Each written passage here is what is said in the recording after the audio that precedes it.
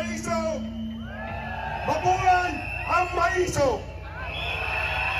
Ako po ay isang ordinaryong manggagawa na nakaranas ng kawalan ng hustisya. Lahat ho ng issue, lahat kadikit sa manggagawa.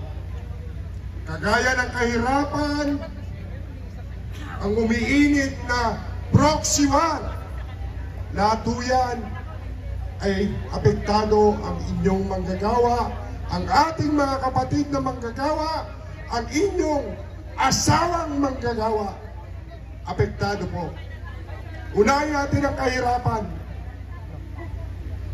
Bakit tumaas ng tumaas ang kahirapan? Dahil pinangako ang bigas ay gagawing 20 pesos.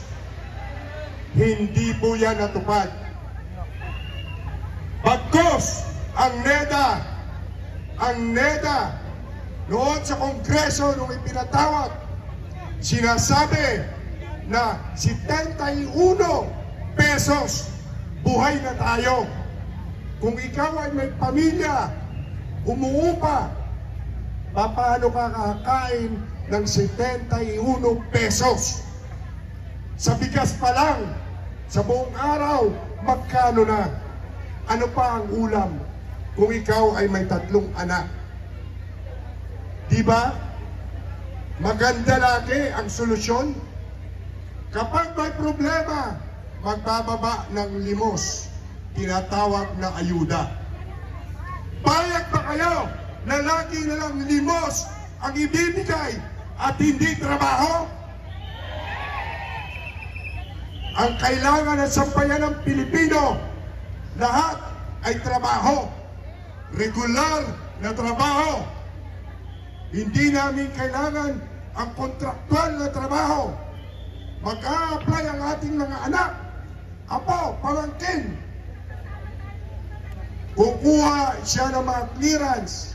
Pagdating ng 5 buwan, tanggal na naman siya. Payag ba kayo ron? Wakasan natin ang kontraktualisasyon. Bakit hindi tinaas ang sweldo ng mga pribadong manggagawa? Dahil mismo ang labor nagsabi, malulugi daw ang mga negosyo. Eh bakit ang sa gobyerno itinaas nyo? Hindi ba kami kumakain? Di ba? Anong gagawin natin? Manindigan tayo. Palakasin natin ang karapatan ng manggagawang Pilipino.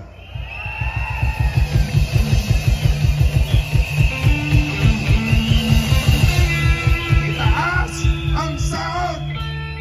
Tigilan ang gera. Ayaw natin yan. At pagandahin ang peace and order. Grabe na ho ngayon ang peace and order. Gumanda na, winasak uli. Paano na lang? Pag yan ay lumala, tingnan nyo ang inyong mga katabi. Pag uwi nyo, tingnan nyo ang inyong anak at apo. Kung payag pa kayo ng anak nyo ay lumaki, pinag-aral, na maging isang kontraktual na manggagawa, lalakad sa gabi na kayo hindi makatulog dahil hinahanap nyo ang inyong anak.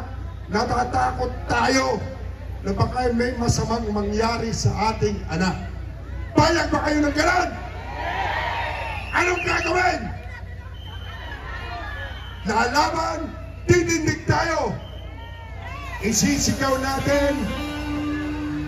Pakinggan nyo po, ang isisigaw natin, ang laban ng Maisog ay laban ng sambayanang Pilipino.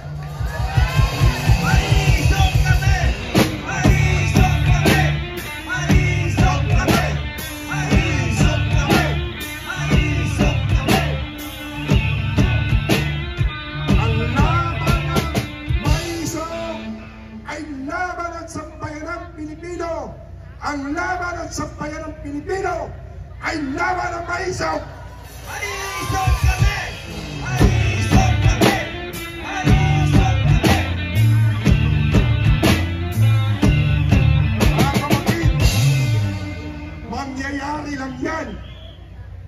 tandaan nyo, mangyayari lang yan kung papalitan natin ang nakaupo at sinong iupo natin? Laksan nyo! Inday Sara! Duterte! Inday Sara! Duterte! Inday Sara! Duterte! Tumayo lahat! Tumayo! Huwag kayo mayang patina! Tumayo! Inday Sara! Duterte! Yung nasa likod, tumayo kayo! Sara! Duterte! Inday Sara! Duterte! Duterte! Maraming salamat po sa inyong lahat. Mga mahisog, magsama-sama po tayo. Magandang gabi po sa inyo lahat. Alright, palakpakan po muli natin. Sir Alan Alcinco.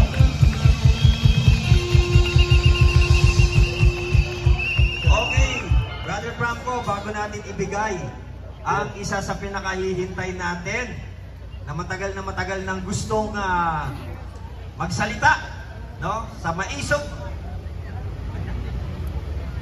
Yes, partner.